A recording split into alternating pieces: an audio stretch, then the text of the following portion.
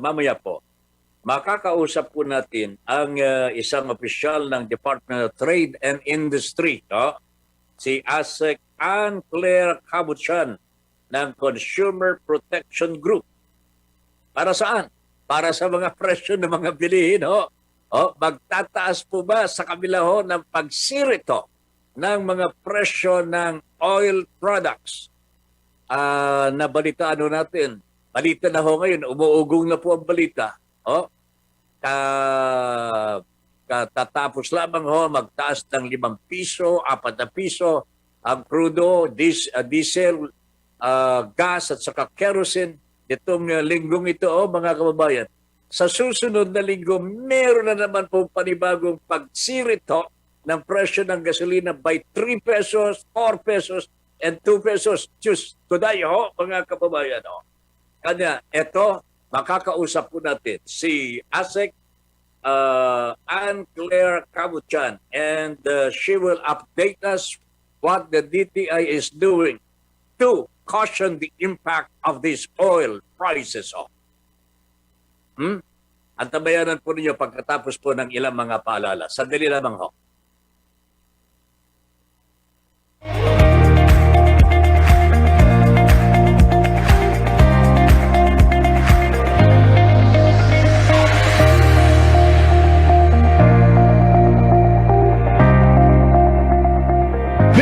Ben Paypoy sa Pulsong Pinoy. Pulsong Pinoy. Radio Pilipino. Bahagi ba ng pangkabuhayan mo ang agrikultura? Nais mo bang makakuha ng impormasyon, tulong at gabay ang iyong mga katanungan tungkol sa agrikultura? Sasagutin natin yan sa Asenso Agri-Negosyo. Mga impormasyong makabuluhan at makatutulong sa negosyong pang-agrikultura. Asenso Agri-Negosyo. Agri ka ba? Samahan na ang inyong kabahagi at hero sa agrikultura. Hero Rob Regado. Lunes hanggang Biyernes, alas 5 hanggang alas 6 ng umaga. Asenso Agri-Negosyo. Dito lang sa kabahagi mo. Radio Pilipino. May iba na ba siya? Kasal ba kayo? Hanggat nasa tama ka. Kakampi mo. Kakampi mo ang batas. Lunes hanggang Biyernes, alauna hanggang alas 2 ng hapon. Kasama si Attorney Melanio Batas Mauricio. Attorney Batas. Kakampi mo. Kakampi mo ang batas. Dito lang sa kabahagi mo. Radio Pilipino. Ang trusted dog food ni Catherine Bernardo, Nutri-Chunks na. Listo at ganado ang baby ko sa vet-approved Nutri-Chunks with active boost and prebiotics na pampalisto. Made with real meat and essential nutrients that help keep them healthy and happy. Listo ganado sa Nutri-Chunks. Ito ang rat para sa Petron Diesel Max. Tough outside, clean inside. Petron Diesel Max. Nililinis ang umaandar na makina mo. Hindi ka bibitinin sa akyatan nito. Petron Diesel Max, clean shell, fuel nozzle. Kaya saan man mapadkad, walang kahasel-hasel. Kung naghahanap ka ng bad word, sarap na ito. Pati ito nilinis na ng Petron Diesel Max, yo.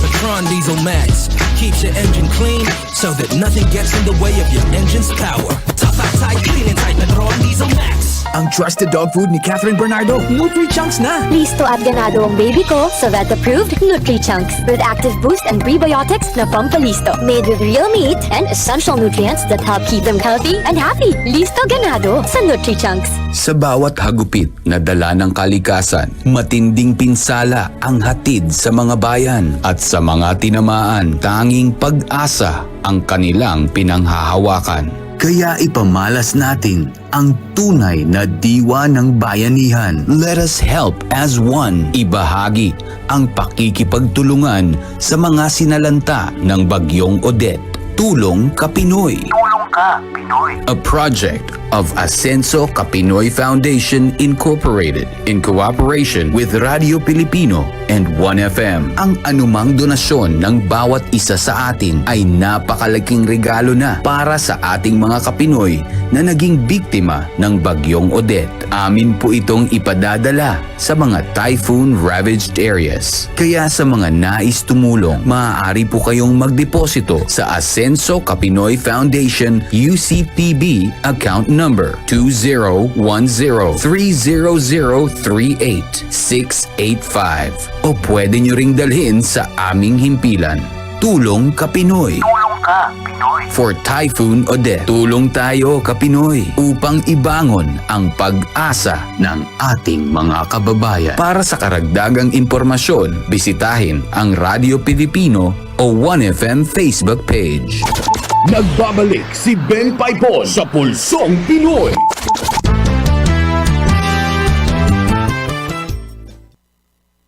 Balik tayo sa ating programa ngayong hapon mga kabahagi, ang Pulsong Pinoy dito po sa Radyo Pilipino. Meron pa tayong isang report na tatanggapin mula po sa DXSP. Surigao, ha? Bago ang report. Nandiyan na ang guest natin. Nabanggit ko na po kanina.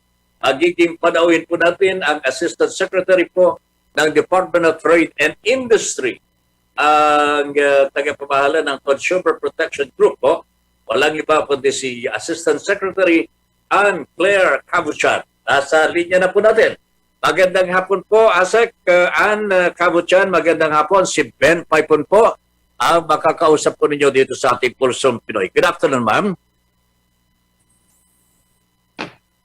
Good afternoon naman po, Sir Ben. Magandang hapon po. Maraming salamat muna sapagkat pinaunlakan po ninyo ang aming invitation for guesting today. Magandang hapon po, Assistant Secretary. Your group must be in the fight against prices ngayon. Asek. Talaga pong binapantayan po natin yung mga presyo ng ating mga basic necessities and prime commodities at saka yung iba namang mga produkto na alam natin importante sa pang-araw-araw natin. Lahat. Opo. Specifically, of course, aside from agricultural products, yung mga binabantayan po ng DTI po, yung karaniwan yan, nandyan po sa mga groceries po natin, Katulad po ng sardinas. Sardinas, yung mga canned goods.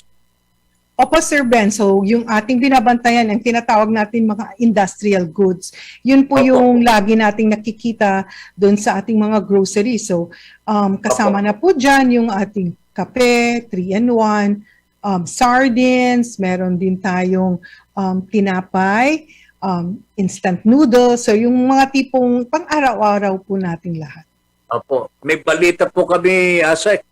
Yung mga manufacturers daw po ng sardinas sa Zamboanga.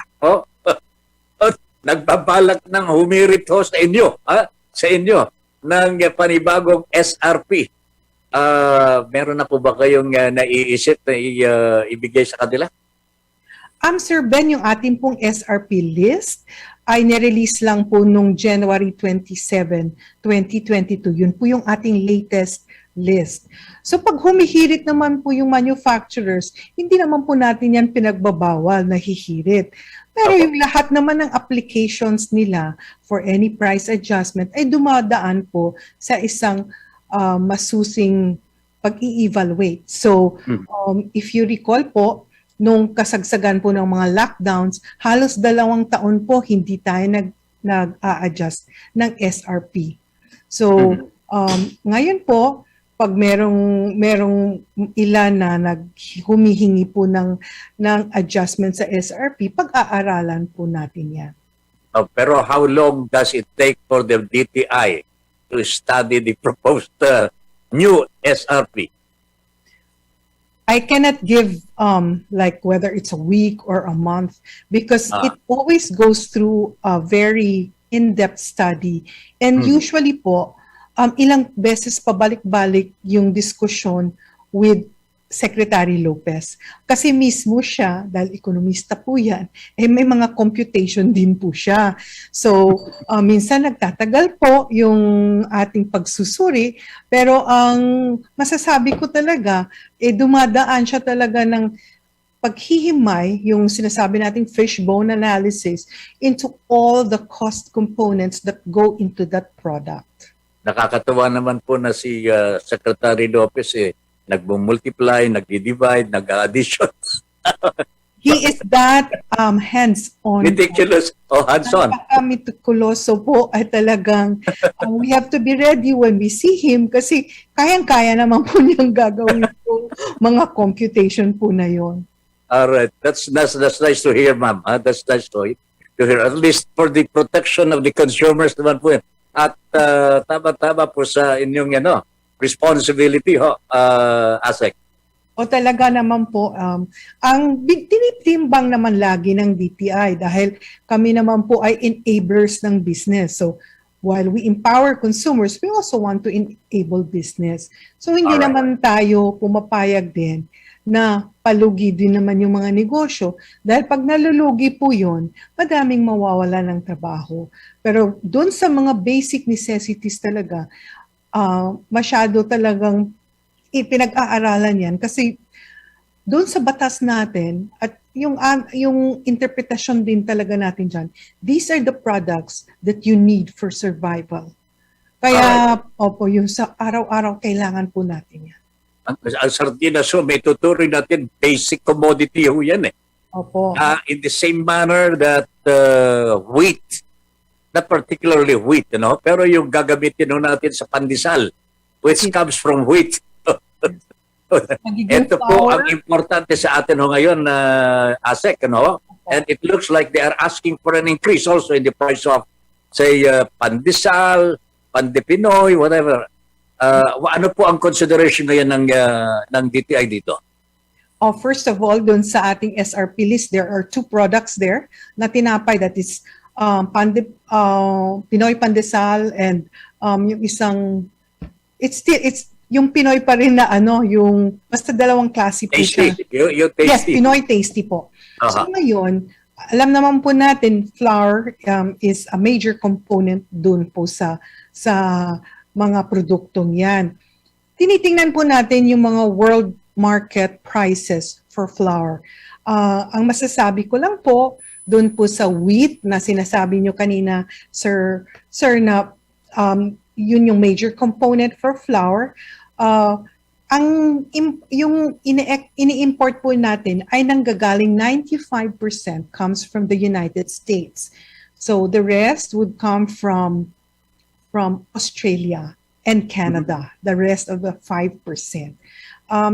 So hindi po tayo kumukuha. None from Ukraine, ma'am? None from Ukraine? Ukraine produces wheat, alam po natin yan. Pero I think it was since 2018, we have not been importing from Ukraine. Opo.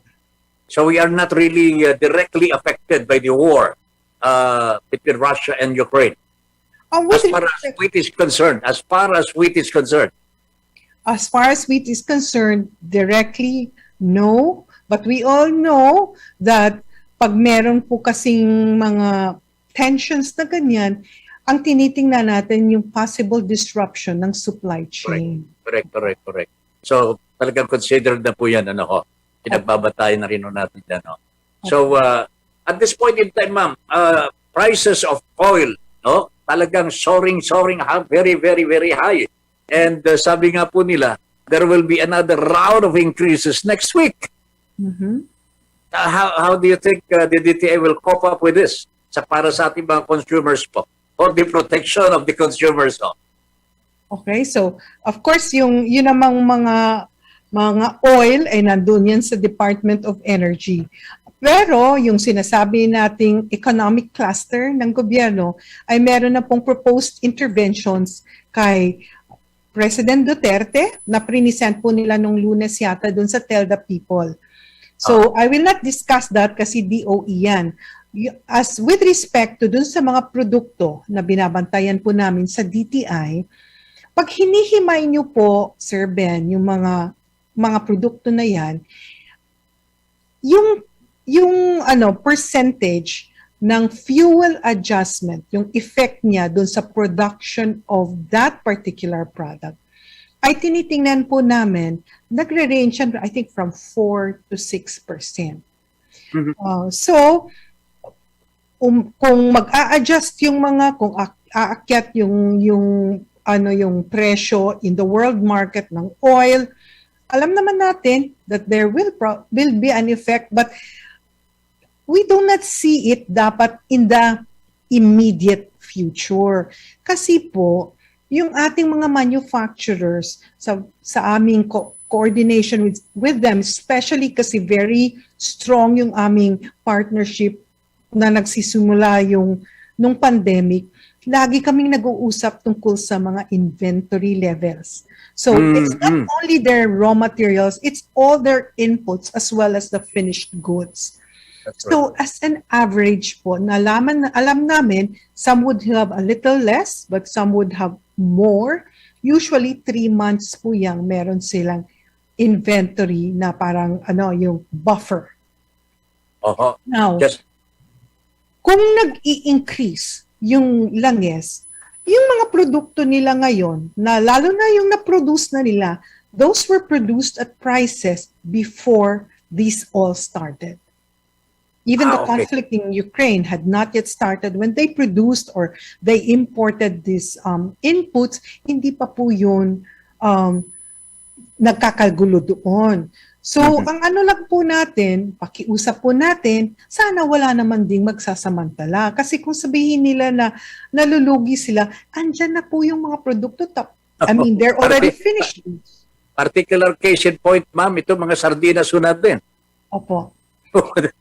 Hindi naman kaagad-agad nung nagtaas ang presyo ng gasolina, hindi naman po kagagawa lamang po nila yung sardinas. Meron na po silang naunang mga produced sardines for this, no? Opo. At saka pag tinitingnan mo yung cost structure po ng sardines, ng canned sardines, ang ano doon is yung cost ng fish. Yun po Cost of fish. yung isda po. So, Opo. yun yung pinaka-main nila na raw material doon. Although, syempre may impact yung iba like the tin cans and of course, gasoline for transportation and everything. Kaya lang po, kaya sinasabi ko na hinihimay natin dahil kahit nag-i-increase po ng hindi naman yung negosyo nila ay talagang intensive na yung gagamitin nila yung oil, yung gasoline, yung fuel, yung mga tipong gano'n. Pero right now, Ma'am Ann, sa pagtuos ng DTI, sa mga nangyayari sa world market ngayon, including the Philippines, pagtaas po ng presyo dito sa atin ng oil products, no? Na-compute na po ba ninyo kung gaano kalaki in percentage points, no? Sa mga basic commodities po natin in the next probably 2 months or 3 months. Have you seen the structure of that already? How much percentage would the prime commodities cost in a period of 2 months from here on? Well, as the levels as of today, I've not seen that. But yung levels as of mga siguro 2 weeks ago, ang nakikita namin, although it's not the same for everything, pero yung, kunyari pag sinabi mo sardines, nakita ko yung percentage effect on adjustments in fuel is 1 point something pesos. So, meron po kaming computation po na yun yung ginagawa ng Consumer Policy and Advocacy Bureau para makita din natin kung yung request for increase ay justified po. Not only that siguro, ma'am, because interrelated naman po ang ating mga government agencies, no? As prices go high, prime commodities prices also go high, so does wages and transport fares. So, ito po, they have to be taken as a whole, holistic dapat ang approach po natin dito. That is why, ang tinatanong ho natin dito, Ma'am Ann, yung bang percentage points of prices going up vis-a-vis that of wages and transport fares. Have you considered this with other government agencies already? I'm sure that the NEDA would have those figures, sir. Yung NEDA natin. Okay. But I'm afraid I don't have those at this time. So individually, parang kayo po as a consumer protection group, sa inyo po yung talagang presyo lamang po ng mga basic commodities. Yung mga produktong binabantayan po namin. Pero syempre, as part of the economic cluster, yung DTI, nandun yung mga diskusyon kasi whole of government approach naman po yun. That's right. Kaya inaano po natin, sir, na even yung cost ng wages, we also know pag merong adjustment yan, meron ding mawawala ng trabaho pag hindi na din kaya po ng negosyo. Pero that has to be also really studied. Kasi hindi naman po pwedeng kung ano lang din po ang sinasabi ng business sector ay yun na yun. So pagkaaralan din po yan, lalo na ng DOLE, kung talagang kailangan na mag-adjust dahil pag umakyat na yung mga presyo ng bilihin, hindi na din realistic yung wages ng ating mga workers. Pero yun po, dadaan din po yun sa proseso ng DOLE po. Tama po kayo, nasa NEDA na po ang sagot na yan. I think it's been NEDA. Meron po ba kayong mga message po para sa ating mga kababayan in the face of this problem? Hindi naman po crisis po ito. I think it is not on the level of a crisis yet. But I think we are going to that direction. Kung hindi natin masolusyonan po itong mga problemang ito. Meron po ba kayo mensahe sa ating mga kababayan? Particularly mga consumers. Yes, Sir Ben. So to our consumers po, I think now is the time for us to really be very careful about the usage of our resources, whether that's electricity or water or gasoline. So kailangan marunong po tayong mag-conserve, because then if we're able to conserve those resources, hindi po tayo magiging dependent doon sa importation, lalo na when the supply chains are so unpredictable at this time. So kung hindi naman po kailangan ng lumabas at maglalamierda, baka po pwedeng, 'di ba, and plan your trips, and yung mga ini-encourage natin yung walking, yung riding the bike, kaya madami na tayong bike lanes.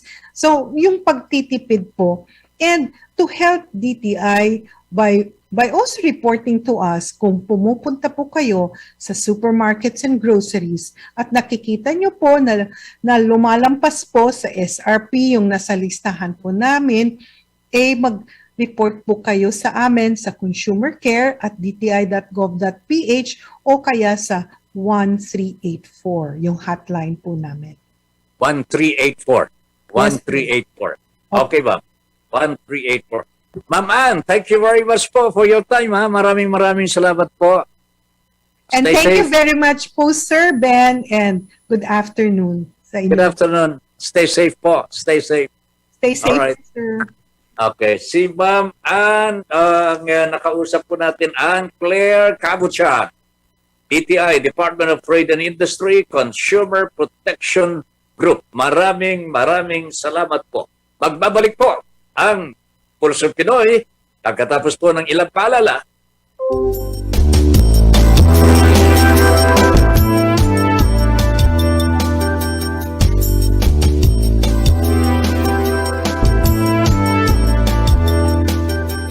Ben 54 sa Pulsong Pinoy. Pulsong Pinoy. Radyo Pilipino. Alamin ang mga importanteng kaganapan sa iba't ibang panig ng mundo. Mga balitang mahalaga. Mga balitang may kabuluhan. Makabuluhan. Sa Balitang Pandaigdigan. Balitang Pandaigdigan. World News. Mga pangyayaring may pakialam ang bawat Pilipino. Ibabahagi ni Buddy Bernardino. Live from Radyo Pilipino UK. Tuwing Lunes, Miyerkules at Biyernes, alas 4 hanggang alas 4:30 ng hapon. Balitang Pandaigdigan. World News. Dahil saan mang panig ng mundo, kabahagi mo ang Radyo Pilipino. Papalapit na ang eleksyon at sasalalay sa atin ang desisyon.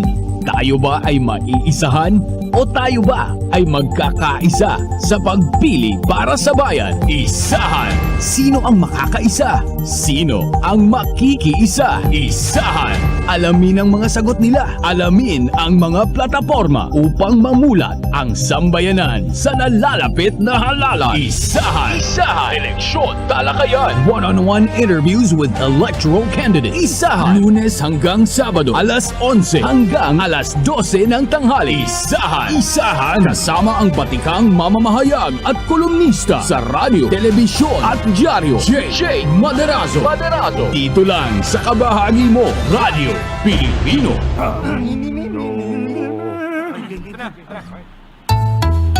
Ang suwit-sit ay pang-mang-mang, ang suwipol ay pang-hunghang, ang babae sa lansangan, huwag hiritan kundi igalang. Pare, ang catcalling ay isang uri ng sexual harassment. Di biro ang sexual harassment at di nakakamacho ang pang-aabuso. Huwag hiritan kundi igalang. Isang paalala mula sa Philippine Commission on Women at ng himpilang ito. Ang trusted dog food ni Catherine Bernardo, Nutri-Chunks na! Listo at ganado ang baby ko sa vet-approved Nutri-Chunks with active boost and prebiotics na pampalisto. Made with real meat and essential nutrients that help keep them healthy and happy. Listo ganado sa Nutri-Chunks. Dial hashtag 88000 Petron Gasol Express Delivery. Nationwide hotline yan. Si Mami ay wais dahil alam ang mabilis. Petron Gasol Delivery. Call and delivery ay free. Hashtag 88000 yan. Hashtag 88000 yan.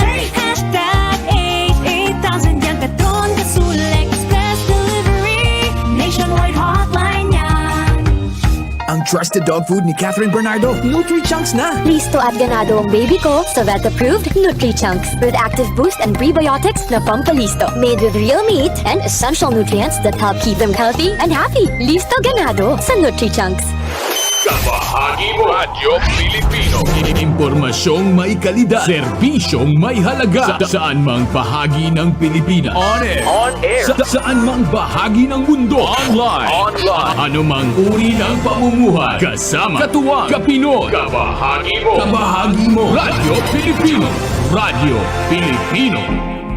Narito ang mga dapat gawin sa araw ng halalan. Narito ang proseso ng pagboto. Una, hanapin ang pangalan sa Posted Computerized Voters List o PCVL na nakapaskil malapit sa pintuan ng polling place. Alamin ang precinct number at sequence number. Lumapit sa Board of Election Inspectors o SBEI upang ma-check kung may indelible ink ng inyong daliri at ma-verify ang identity sa Election Day Computerized Voters List o EDCVL. Pangalawa, kunin sa BEI ang marking pen at balota na nakasilid sa ballot secrecy folder. Magtungo sa voting area upang pumoto. Siguraduhing tama ang pag-fill up ng balota. Huwag mag-overvote. Pangatlo, matapos ma-fill up ang balota, ipasok ang balota sa VCM. Hintayin ang voting receipt. Pang-apat, isang election worker ang gugupit ng resibo. Lalagyan ka muna ng indelible ink bago ibigay sa iyo ang resibo. Ikalima, i-verify ang resibo habang nakatayo sa tabi ng voting receipt receptacle. Kung may katanungan, ipagbigay alam sa BEI. Ihulog ang resibo sa receptacle. Bawal ilabas sa polling place ang resibo.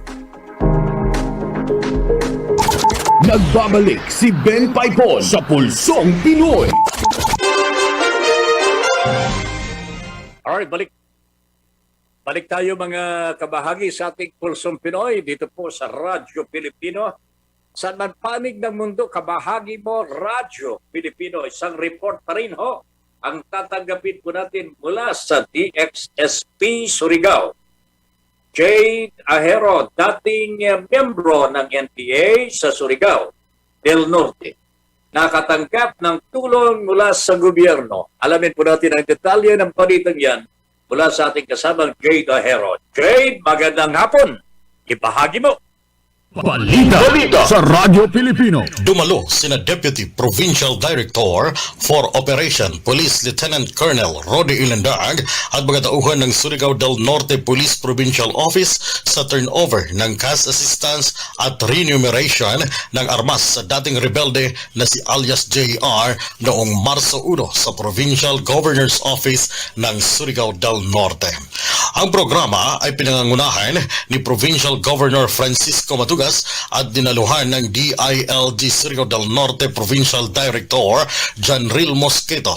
30th Infantry Battalion Commander Lieutenant Colonel Ryan Charles Calyanta, PSWD Officer Fesa Umad at mga kinatawan mula sa iba't ibang ahensya ng gobyerno. Nakatanggap si alias JR ng 79,000 na cheque para sa bayad sa baril at 65,000 para sa tulong pangkabuhayan sa ilalim ng Enhanced Comprehensive Local Integration Program or ECLIP ng gobyerno. Si alias JR ay isang Vice Commanding Officer ng SDG-16 ng New People's Army bago siya sumuko noong 2021. Namumuhay na siya ngayon sa kapayapaan at pagkakaisa sa komunidad. Para sa Pulsong Pinoy, Jade M. Ahero ng DXSP 96.1 FM Surigao, saan mang panig ng mundo, kabahagi mo, Radyo Pilipino. Balita sa Radyo Pilipino. Maraming salamat, Jade Ahero, mula sa DXSP Surigao del Norte. Maraming salamat. At lahat ng mga taga Surigao nanonood ngayon dito sa ating programa, Pulsong Pinoy, sa pamagitan po ng ating mga provincial stations. Magandang hapon po sa inyong lahat, lalong-lalo na po sa mga nanonood at nakikinig dito sa 92.7 Pasiplan FM ng Himamaylan at Kabangkalan, Negros Occidental. Balita ho namin, ang dami palang nanonood at nakikinig ho dito sa Pulsong Pinoy. Magandang hapon po sa inyong lahat. Libre na po ang pandesal ninyo umaga, bukas ng umaga. Magandang hapon po sa lahat ng mga taga Kabangkalan at Himamaylan sa Negros Occidental. At sana po patuloy po ang inyong pagtangkilik sa ating Radyo Pilipino. We are here to serve the Filipino people the best way we can. Magandang hapon po sa inyong lahat. Ganon din po kina Chincha Buste. Hello po, Sir Ben, Madam Miss Universe. Magandang hapon po. Eden Pedralves, Mercy Ong. Ingat po kayo, Kuya Ben at Madam Lynn. Blessed po, miss ko po kayo. Ayan. Hello, good afternoon po, watching now. Ganon din po si Bonsky Aninyon Cuerpo. Magandang hapon po, Kuya Ben. Nanonood at nakikinig po sa inyo galing dito sa Ipil, Zamboanga, Simbugay. Magandang hapon po sa lahat ng mga taga Zamboanga. Alex Siakino is watching. El Rodelio Militante. Buenas tardes, Senyor Ben. Gracias a Dios. Es viernes. Ayun. Today is Friday. Lilian Gabriel, magandang hapon. Blessed Friday po. Tata Ben Paipon and this universe. Stay safe and healthy. God bless us all. God first. Share done. Ayan. Magandang hapon po sa lahat ng ating mga kabahagi na nanonood at nakikinig dito po sa Pulsong Pinoy, Radyo Pilipino. Saan man panig ng mundo, kabahagi mo, Radyo Pilipino. Magbabalik po ang Pulsong Pinoy after a while.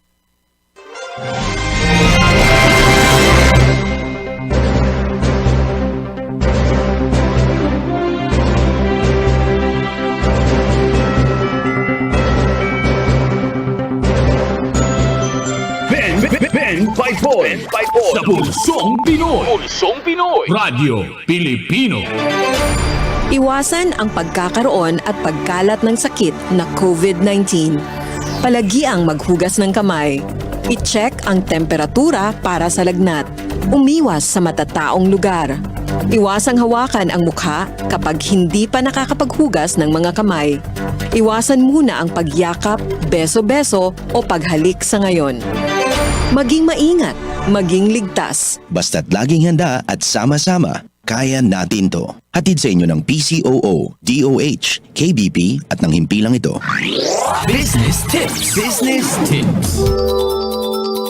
Ang apat na rason kung bakit ang isang nagnenegosyo ay kinakailangang magplano.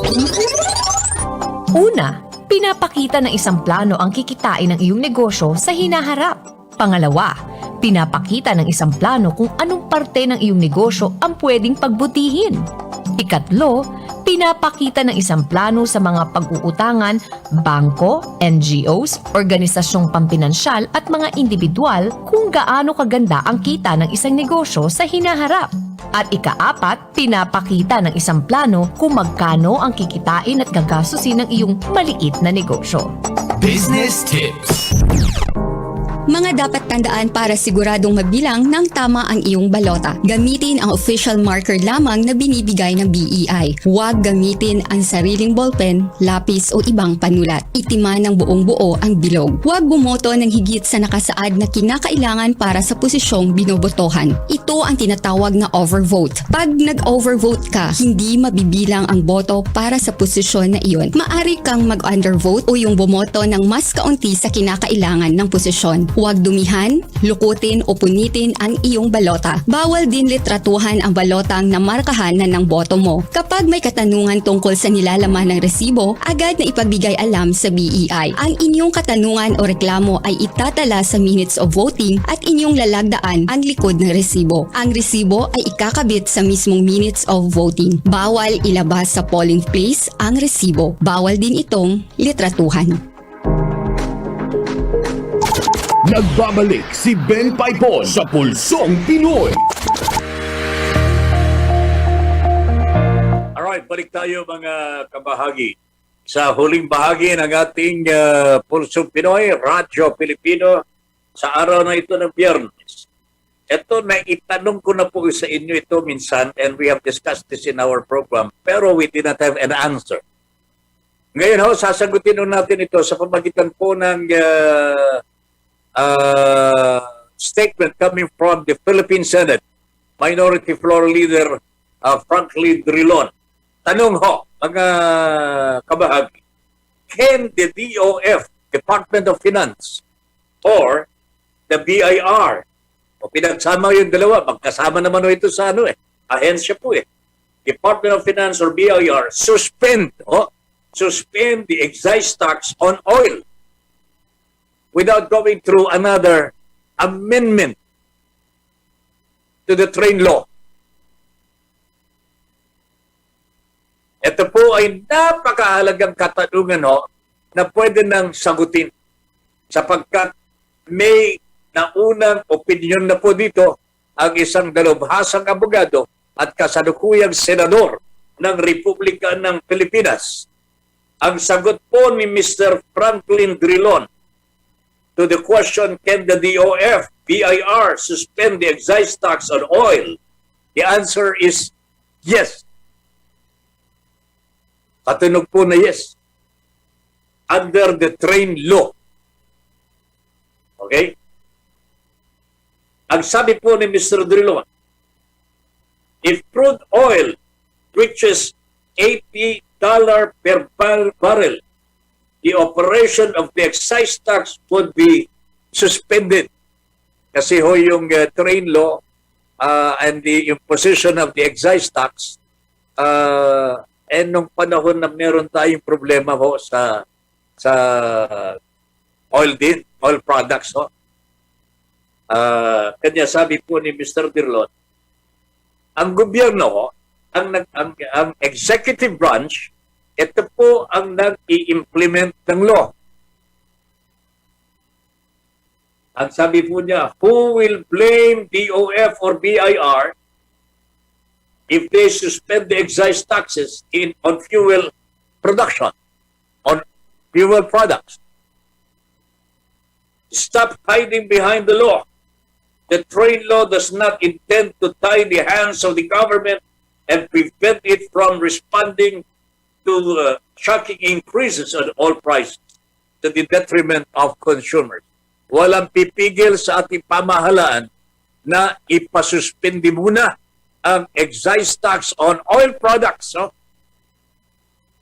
kahit wala pong batas na nag-uutos o nag-aatas dito.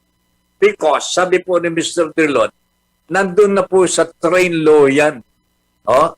Yung suspension of the excise tax, nakabatay ho dun sa presyo ng langis per barrel in the international market, no? Kapag ka umabot na po sa $80 per barrel ang langis, suspendido, pwede nang ipasuspindi without the necessity of an amendment to the train law. Ito na ho ang kumbaga sa threshold, no? Ang presyo po ng gasolina ho ngayon 101 to a barrel ho, sa international market, $101 per barrel. Ang threshold dito sa atin 80. Hindi pa po gumagalaw ang ating Pangulong Duterte. Ayaw pong magpatawag ho ng special session for Congress. Kaya siguro nagsalita na ho si Mr. Drilon. But this was my original question long time before. Bago ho nagsalita si Mr. Drilon, tinatanong ko na ito Wala po bang kapangyarihan ng ating pamahalaan na isuspend muna ang excise tax sapagkat sobra na ho ang presyo ng gasolina ho dito sa atin? So ito po yung katanungan.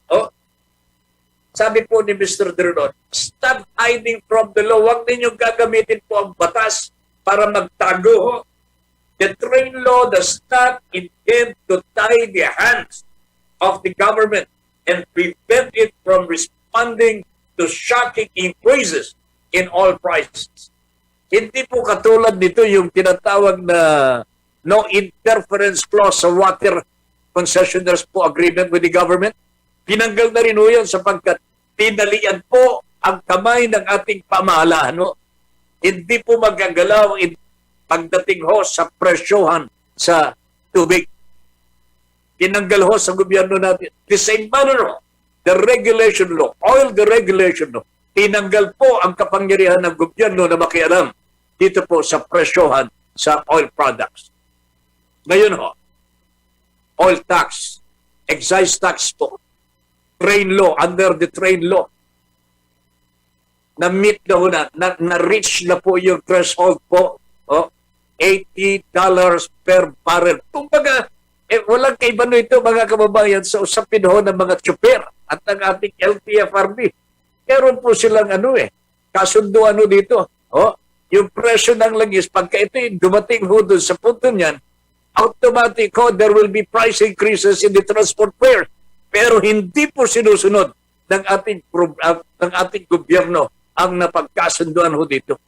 Ito ho ang malungkot na nangyayari po dito sa ating pamahalan po ngayon.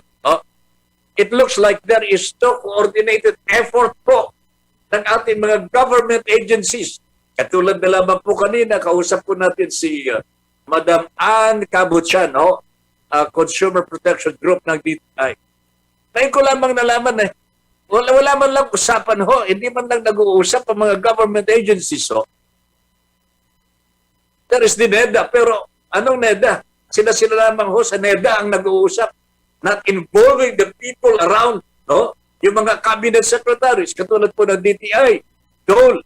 Bakit hindi po sila pulugin, mag-uusap-usap? Kasi iisa lang naman po layunin nito Pagka nagtaas ang presyo ng gasolina, sino ang apektado? Everybody is affected here.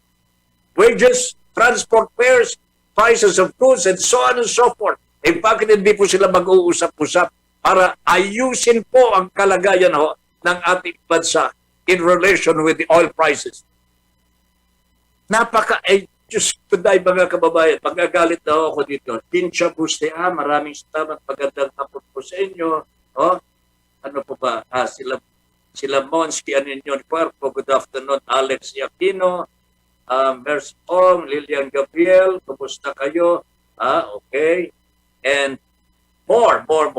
Pagkikita tayo muli po sa Lunes na lamang Pero nalulungkot po ako sapagkat I do not see any coordinated effort among government agencies through the NEDA or Office of the President Dapat pag pinag-uusapan nyo dito ano bang dapat sa wages? Ano bang dapat sa transport fares? Prices of basic commodity? Ba't hindi po pag-untugin ng mga cabinet secretaries ang kanilang puno? gumawa ng isang natatanging paraan ho para mapagdugtong-dugtong ang pangangailangan ho na sagutin ang problemang ito sa taong bayan. Ang nangyayari ho, kanya-kanya ho sila eh. Kaya tumatagal ho ito. I think this is the reason why the government cannot really respond to the crisis because nagsolo-solo po sila eh. Lunes na tayo mag-uusap ulit. Oh? Nagagalit. Alright, mga kababayan. Maraming salamat kay Engineer Dave. Huwag ka mag-alala, hindi ako nagagalit. Natutuwa nga ako pagka hindi nag-uusap-usap itong mga cabinet secretary. Maraming salamat. Sino mo pag nandyan? Si Christine, si Princess. Ayan. Hi, Christine. Pinipining Christine, magandang hapon po sa inyo. Princess, and all the rest there, Kathy, magandang hapon. Ben Pipon here, say thank you very much for allowing us into your home and for giving us the privilege to be of service to you. Good afternoon, everybody.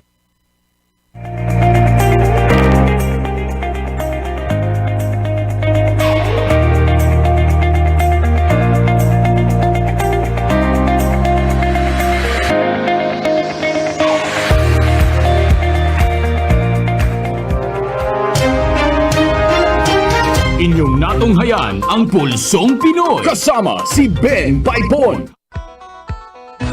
Madamo na nagayog ug nagbilib sa kepektibo sang iBerry. Juanito Bancero, 35 anyos, at Mandaon, Musbari. Nagasipat-sipat ang aking na mata. Pag magtrabaho ko, termigid ako may suksok na antipara. 1 week na nagligat. Daw nag-ayaw yung akong pangita. Itistingan ko lang kasang akong na antipara. Hindi na yan nagasakit. Dati nagasakit.